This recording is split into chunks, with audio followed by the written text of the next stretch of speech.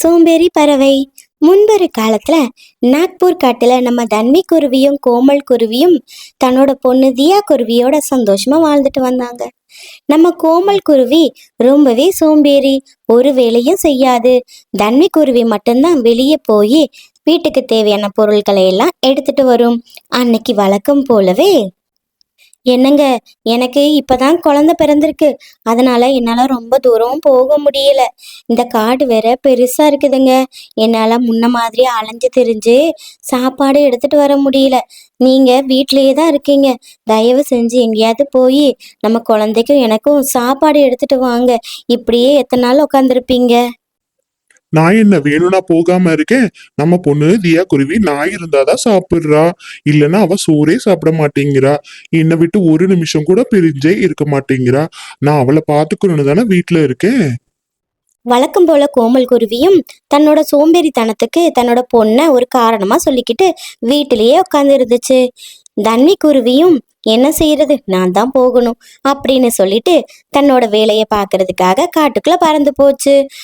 தன்விக்குருவி உணவு தேட வெளியே கிளம்புனதுமே கோமல் குருவி மறுபடியும் தன்னுடைய சோம்பேறித்தனத்தை காட்ட ஆரம்பிச்சிடும். குழந்தைய பார்க்குற காரணத்தை சொல்லி வீட்டில் இருந்தாலும் அந்த குழந்தைய கவனிக்கவே கவனிக்காது.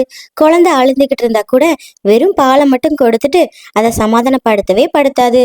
தான் உண்டு தான் வேலை உண்டுன்னு கட்டில் போய் படுத்துரும்.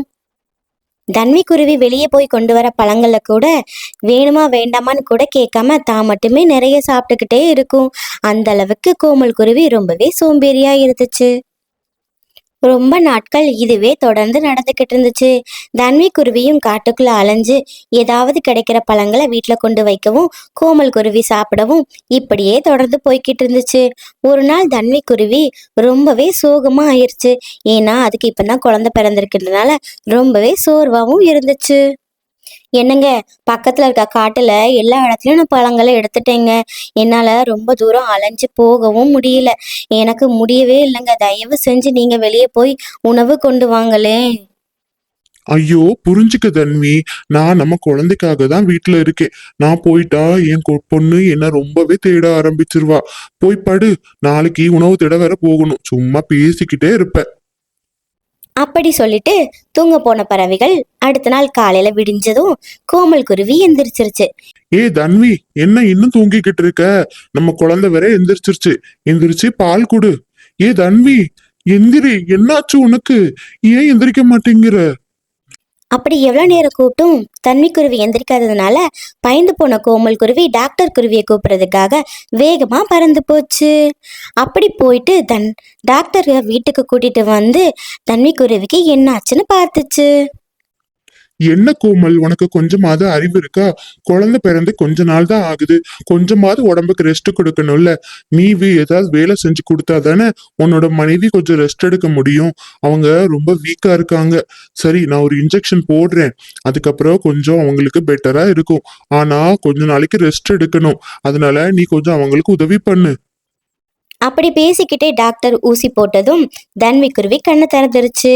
அதுக்கு முன்ன விட இப்ப கொஞ்சம் பரவாயில்ல. டாக்டர் கோமல் குருவி கிட்ட, இங்க பாரு கோமல், அவங்களுக்கு இப்ப வேண்டியது எல்லாமே ரெஸ்ட் தான். தயவு செஞ்சு உணவு எடுக்க அவங்கள அனுப்பாத. நீயே போய் எடுத்துட்டு வா. கொஞ்சம் பத்திரமா பாத்துக்கோ. இப்ப வேறதான் குழந்தை பிறந்திருக்கு. டாக்டர் அப்படி சொல்லிட்டு அங்க இருந்து கிளம்பிட்டாரு. அதுக்கப்புறம் கோமல் குருவி, தன்வி, என்ன மன்னிச்சிரு.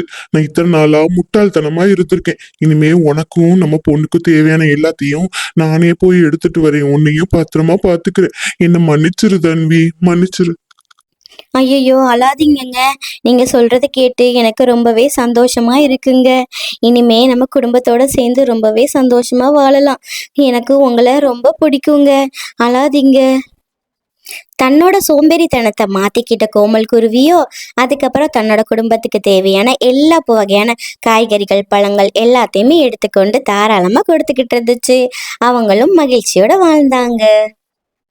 இதுல இருந்து நாம என்ன கத்துக்க போறோம்னா, ஒரு சோம்பேறித்தனம் நம்ம குடும்பத்தோட சந்தோஷத்தையும் மாற்றும்னா அந்த சோம்பேறித்தனத்தை கொஞ்சம் தூக்கி தான் போட்டுருவோமே.